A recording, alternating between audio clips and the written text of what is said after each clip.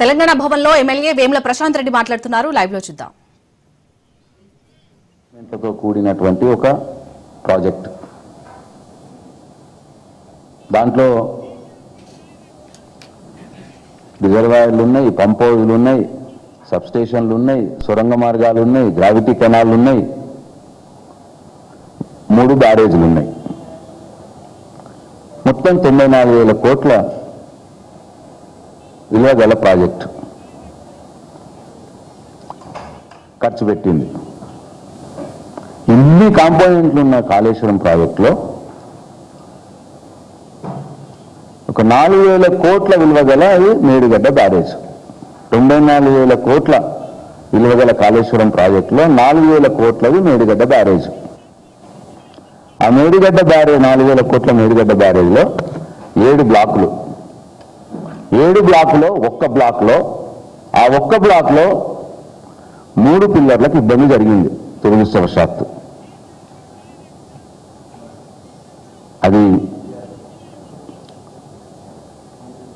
Contractor నిర్లక్ష్యమా, అధికారుల నిర్లక్ష్యమా, ఓఎంఎం నిర్లక్ష్యమా, దీనివల్లనైతే కావచ్చు జరిగింది. అది అంటే 4,000 కోట్ల విలువగల మేడిగడ్డ ప్రాజెక్టులో ఒక 1,000 కోట్లు గేట్లకే పోతుంది. ఆ గేట్లు ఐరన్ గేట్లకు ఒక 500 కోట్లు ఆ పక్కకు బ్యాంక్స్ అవన్నీ కట్టడానికి పోతుంది. అంటే 1,500 కోట్లు ఆ బ్యారేజ్కు సంబంధం లేకుండా ఖర్చు అవుతుంది. అంటే 2,500 కోట్ల సిమెంట్ బ్యారేజ్, ఆ కాంక్రీట్ బ్యారేజ్ విలువ. ఆ 2,500 కోట్లలో 7 బ్లాకులు, ఒక్క బ్లాకు ఇబ్బంది వచ్చింది. అంటే 2,500/7 అంటే 350 కోట్లు. అంటే 94,000 కోట్ల విలువ గల కాళేశ్వరం ప్రాజెక్టులో దురదృష్టవశాత్తు నిర్లక్ష్యం వల్ల పొరపాటు, ఎవరి పొరపాటు జరిగింది నష్టం 350 కోట్లు.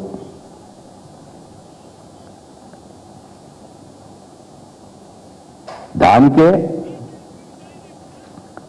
ఆ 3 పిల్లర్లు కుంగినాయని తెలంగాణ హుటాహుటిన రేవంత్ రెడ్డి బండి సంజయ్కి ఎప్పుడు, బీజేపీలకు ఎప్పుడు, బీజేపీలు ఢిల్లీ నుంచి 4 రోజుల లోపలనే ఎన్డీఎస్ఏ వచ్చేసింది, నేషనల్ డ్యామ్ సేఫ్టీ అథారిటీ. 4 రోజుల్లో వచ్చేసింది. అక్కడికి ఎంత నష్టం జరిగింది? 350 కోట్ల నష్టం. మహా ఎక్కువ అది నేను చెప్పేది. 350 కోట్ల నష్టం అంటే 94,000 కోట్ల ప్రాజెక్టులో 350 కోట్ల నష్టం జరిగితే హుటాహుటిన 4 రోజుల్లో ఎన్డీఎస్ఏ వచ్చేసింది. రేవంత్ రెడ్డి బండి సంజయ్కి మాట్లాడాలి, బండి సంజయ్ ఢిల్లీకి మోడీకి మాట్లాడాలి, మోడీ పంపించాలి. 4 రోజుల్లో ఎన్డీఎస్ఏ వచ్చింది, 7 రోజుల్లో రిపోర్ట్ ఇచ్చేసింది. అంటే అప్పుడు అసెంబ్లీ ఎలక్షన్లు ఉన్నాయి. అసెంబ్లీ ఎన్నికల కంటే మొదలు ఆ ఎన్డీఎస్ఏ రావాలా, ఎన్డీఎస్ఏ రిపోర్ట్ ఇవ్వాలా, ఇంట్లో ఏదో జరిగిపోయింది అని ప్రచారం జరగాలి. జరిగింది, ప్రచారం చేసుకున్నారు, లాభం పొందిండ్రు. మోడీ సహాయంతో ఎన్డీఎస్ఏ వచ్చి కాంగ్రెస్ పార్టీ రాష్ట్రంలో అధికారంలోకి రావడానికి, రేవంత్ రెడ్డి ముఖ్యమంత్రి కావడానికి దోహదపడ్డది. అయింది. అసెంబ్లీ ఎలక్షన్లు అయిపోయినాయి. తర్వాత పార్లమెంట్ ఎలక్షన్లు వచ్చినాయి. రాగానే అప్పుడు మళ్ళా ఘోష్ కమిషన్ అని అపాయింట్మెంట్ జరుగుతుంది.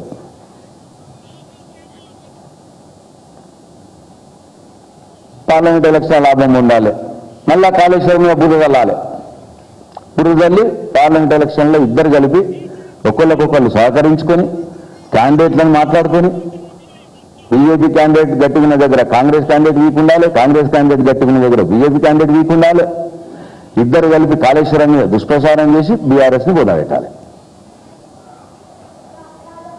ఆ ప్రచారం చేసుకుని సక్సెస్ అయ్యి 8 ఎంపీ సీట్లు గెలుచుకున్నారు పంచుకొని తెలంగాణ రాష్ట్రంలో. అయిపోయింది. పార్లమెంట్ ఎలక్షన్లు అయిపోయినాయి. మళ్ళీ ఇప్పుడు లోకల్ బాడీ ఎలక్షన్లు వచ్చినాయి. ఇప్పుడు ఏం చేయాలి? ఘోష్ కమిషన్ రిపోర్ట్ అని పెట్టాలి మళ్ళీ బయట. అప్పటిదాకా అటు కమిషన్ నడుస్తుంది పని, మధ్యలో ఏముండదు. లోకల్ బాడీ ఎలక్షన్కి ఒక డ్రామా, అది కాళేశ్వరం మీదనే.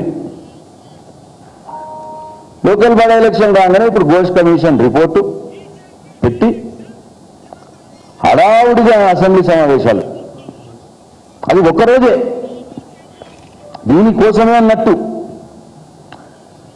ఆ రిపోర్టు కూడా ఏంది, వీళ్ళు 2 ఏళ్ల నుంచి ఏదైతే మాట్లాడుతున్నారో కాంగ్రెస్ పార్టీ బీజేపీ పార్టీ వాళ్ళు మాట్లాడిన మాటలే యాజ్ ఇట్ ఈజ్ గా రిపోర్ట్లు ఉన్నాయి. ఎందుకంటే మీ మాట ఆ రిపోర్ట్ సీల్డ్ కవర్లో ఉంటుంది. పిసిసి ప్రెసిడెంట్ మహేష్ కుమార్ గారు ఆర్మూర్లో మాట్లాడతాడు రిపోర్ట్ గురించి. ఆ రిపోర్ట్ సీల్డ్ కవర్లో ఉంటుంది, బయటకు రాలే. ఇంకా కొన్ని పత్రికలు వాళ్ళ ఫేవరబుల్ పత్రికలు ఉన్నాయి 2, తెలంగాణ వ్యతిరేక శక్తులైనటువంటి పత్రికలు, తెలంగాణ అభివృద్ధి నిరోధక శక్తులైనటువంటి పత్రికలు. ఆ 2 పత్రికల్లో పెద్ద బ్యానర్ ఐటమ్ ఘోష్ రిపోర్టులో ఈ విషయాలున్నాయి, మొత్తం కేసీఆర్ కర్త కర్మ క్రియ, వాళ్ళకి ఇది వస్తుంది, ఆ కేసు అవుతుంది, ఈ కేసు అవుతుంది. ఇది రిపోర్టే బయట వాళ్ళే సీల్డ్ కవర్లకి వెళ్ళి, కానీ ఆ 2 పేపర్లు మాత్రం రాస్తాయి పెద్ద పెద్దగా.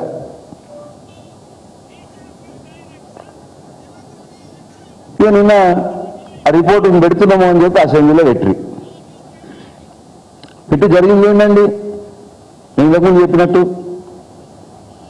మా హరీష్ రావు గారు మాట్లాడితే ఈ రిపోర్టు అబద్ధం, తప్పు, దీంట్లో వాస్తవాలు లేవు, మేము ఇచ్చిన ఆధారాలు రిపోర్ట్లో మెన్షన్ చేయలేదు, పేర్కొనలేదు అనేది హరీష్ రావు గారు చెప్పే ప్రయత్నం చేస్తుంటే 33 సార్లు 10 మంది మంత్రులు, ముఖ్యమంత్రి, బీజేపీ సభ్యులు హరీష్ రావు గారికి అడ్డం తగులుతారు.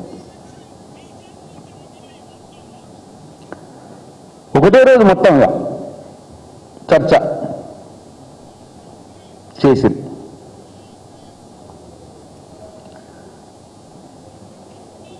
రాత్రి దానిక మాకు అవకాశం ఇవ్వకుండా మా మైక్ నొక్కేసి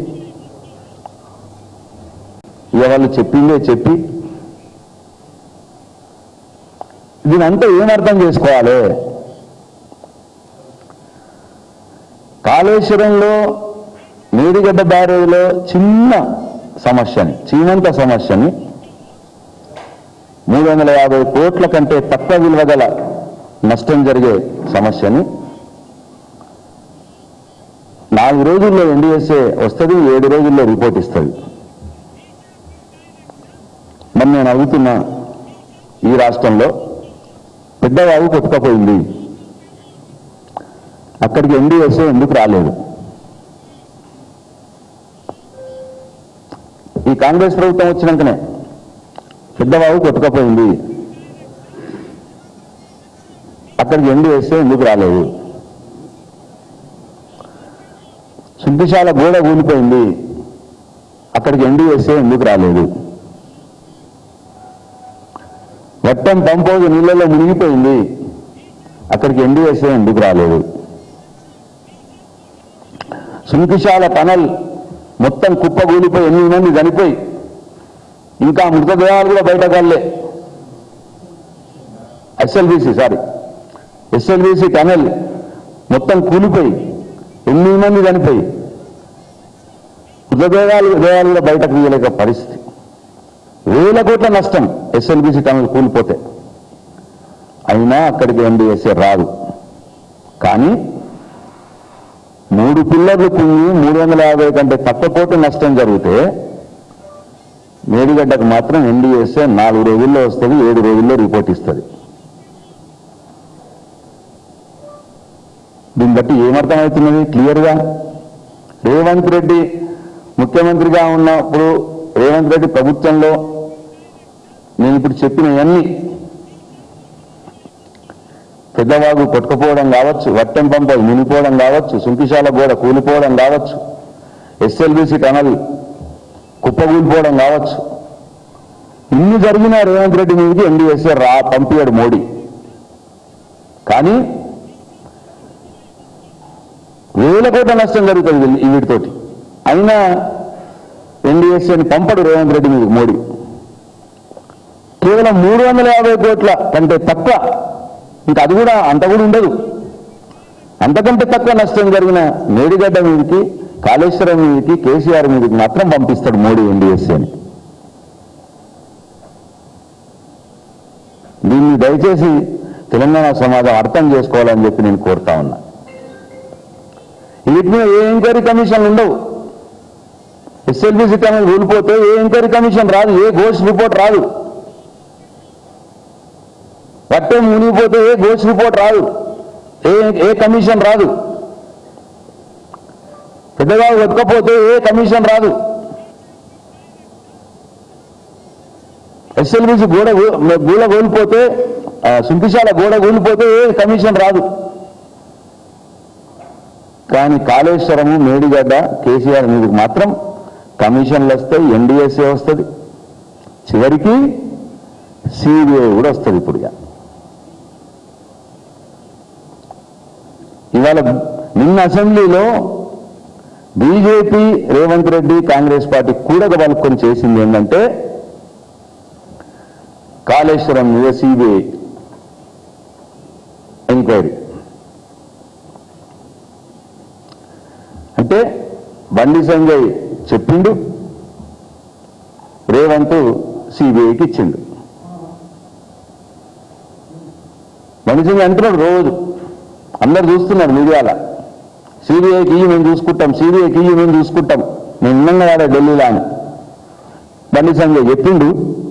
రేవంత్ రెడ్డి సిబిఐకి ఇచ్చిండు ఇప్పుడు కాళేశ్వరంని. అస్సలు ఇక్కడ తెలంగాణ సమాజం, తెలంగాణ ప్రజలు గమనించాల్సింది ఏంటంటే కాళేశ్వరం ప్రాజెక్టు, మేడిగడ్డ బ్యారేజ్ మీద రేవంత్ రెడ్డి, మోడీ ఇద్దరు కలిపి సిబిఐకి ఇవ్వడం వెనుక పెద్ద కుట్ర దాగున్నది. రెండు కుట్రలు దాంట్లో. ఒకటేమో ఈ ప్రభుత్వం మీద